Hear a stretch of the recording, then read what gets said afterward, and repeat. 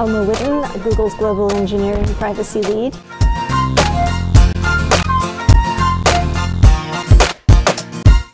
Hello Alma, you are in charge of the privacy at Google.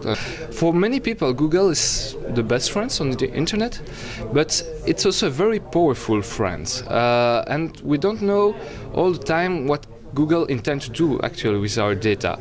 Is there any reason we have to be frightened of all you know about us?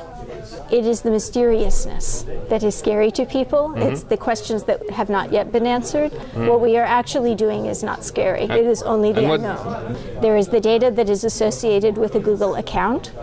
If you have come to Google and you have created a username and a password and if I have Gmail, for instance. Yes, all of those things. So this is one kind of data. Then there is the data like the log data. This is the data that Google collects every time a computer in the outside world interacts with the Google server. And we record what happened in that interaction because that is critical for us in the process of building a good search engine. Ways that have nothing to do with knowing who that was who was interacting. But you know my history as a searcher, but also as a user of Gmail, as a user of Google Earth, for instance, or of Google Map. Those are really separate boxes of data, right? The information for you as a user of Gmail, that's your Gmail information. There is no cross. You don't make cross data. The information when you come and search and you're not logged in and is just the searcher on Google is a different box of information, and it does not know who you are. It knows the IP address, it knows the cookie, but it does not know who you are. The cookie is a small piece of software that anyone has on his computer to recognize you. Yes, a small piece, not even of software, a small text file. As we have spoken about personal privacy, but what about the company who has an IP address as well? People are looking for keywords and looking for information. They use, we mentioned some application.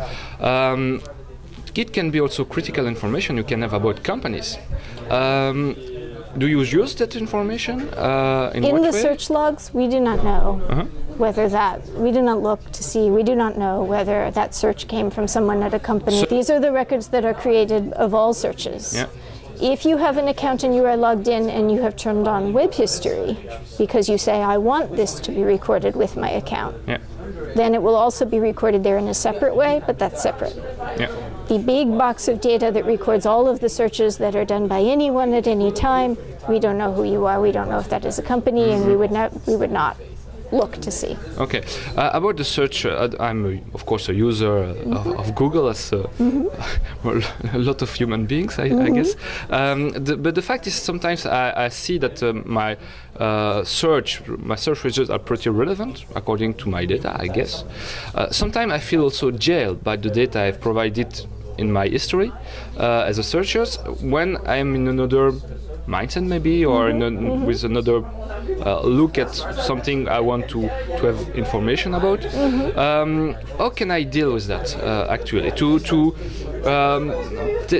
be a part of my former me and having results which are more relevant for the new me way of speaking. Okay, so doing any personalizing of your search results is something that we only began to experiment a little bit with recently.